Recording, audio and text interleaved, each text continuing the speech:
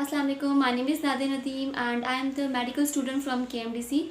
So basically today we are going to discuss about the structure, like how much exams you are going to give and how many subjects they are and which subjects have how much importance. ठीक. So basically you have five subjects: physics, chemistry, English and logical reasoning. सो कौन सा subject हमारे लिए कितना important है और कितना subject को कितना टाइम देना है, कौन सा सब्जेक्ट को कितना मैक्सिमम टाइम देना है और किस सब्जेक्ट को मिनिमम टाइम देना है, सही.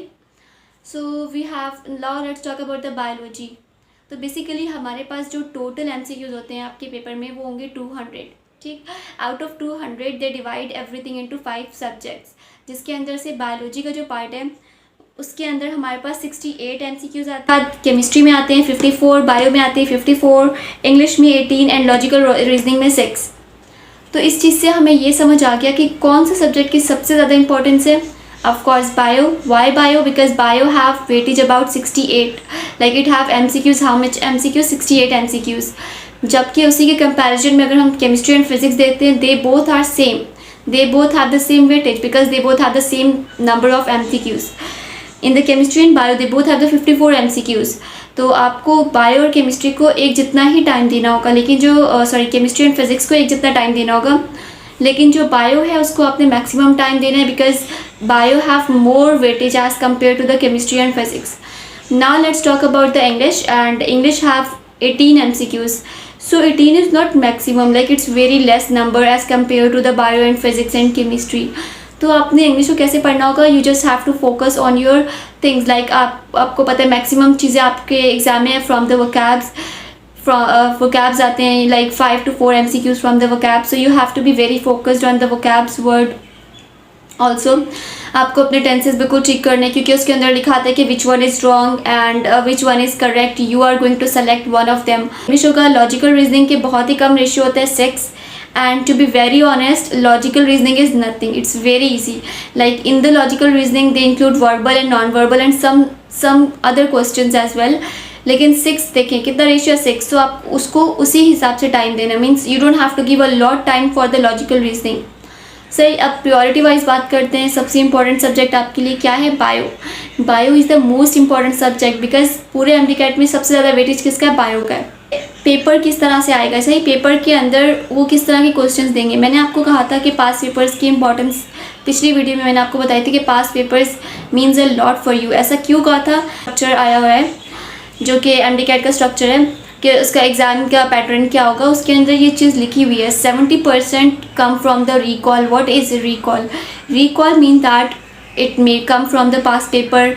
It is possible that it can come from the past paper and is also possible that ऐसी चीज़ें आएँ जिसके अंदर टेबल्स होंगे, चार्ट्स होंगे जो हमारी मेमोरी में होंगे, जो फ़ौरन से क्लिक करेंगे, जो we just have to do the recall. अब वो जो रिकॉल वाला है वो तो सब करेंगे, लेकिन जो 30% रेशियो है उसी के अंदर आपका मेरिट, आपकी सीट डिसाइड होती है. तो ऐसा नहीं है कि आपने उस 30% के ऊपर फोकस नहीं करना. You have to be very focused on 70% and 30% as well. करते हैं कि MCQs के कितना हार्ड होगा, कितने ईजी होंगे. 20% आपके पास ईजी MCQs होंगे, 60% मॉडरेट होगा और 20% हार्ड होगा. देखिए एक चीज़ याद रखिएगा, 60% तो सब अचीव कर लेते हैं, लाइक 20% 60% सब अचीव करेंगे. जो मेन आपका मेरिट डिसाइड होगा, जिसके ऊपर आपका एडमिशन होगा गवर्नमेंट कॉलेज में, वो आपका हार्ड का लेवल होगा. क्या? 20%. वो 20% डिसाइड करेगा.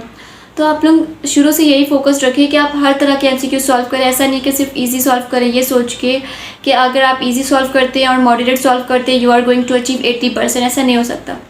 सही है. आपको डिफ़िकल्ट MCQs भी करने हैं बिकॉज अगर आप डिफ़िकल्ट MCQs को एक करेंगे तो आपका इसका यही मीन्स हुआ ना, you are going to have the chance to get admission in the government college. Have 200 and कितना टाइम था हमारे पास? 3.5 आवर्स टाइम है. अगर हम 3.5 आवर्स को मिनट्स में करते हैं, लेट जस्ट टू सी कि हमारे पास कितने मिनट्स होंगे फॉर 200 MCQs. सही. 3.5 आवर्स का क्या मतलब हुआ? How much minutes you have? You have 210 minutes. You have 200 MCQs and for that they are going to give you 210 minutes. Means for each MCQs you are going to have 1 minute.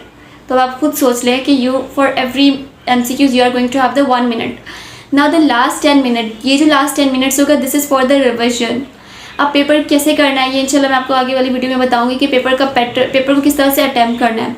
लेकिन अब आप ये चीज़ याद रखें कि you have 200 you have a 200 MCQs. For that they give you 10 minutes. तो आपको उसी के अकॉर्डिंग करके सारा लेके चलना होगा. मेडिकल का पासिंग रेशियो हमारे पास 65% है और डेंटल का पासिंग रेशियो हमारे पास 55% है. लेकिन ये सिर्फ पासिंग रेशियो, ताकि अगर आप प्राइवेट कॉलेज में लेना चाहते हैं तो आपका एडमिशन हो सके. अदरवाइज़ अगर आप गवर्नमेंट कॉलेज के लिए कर रहे हैं तो you don't have to achieve 65%, because 65% में आपका एडमिशन नहीं हो सकता. आपको एटलीस्ट मैक्सिमम परसेंट लाना है, like 80 to 85% to get admission in the medical college. Clear? Question know regarding anything you can ask me. और बहुत मेरी जो पिछली वीडियो गई है मैंने उसको देखा है. You are going to give me a good response and I am very happy for that. Thank you so much for your support. And इंशाल्लाह जो आपके क्वेश्चन थे about the physics formula book, इंशाल्लाह I am gonna make them the formula book for you all guys, because you really need that.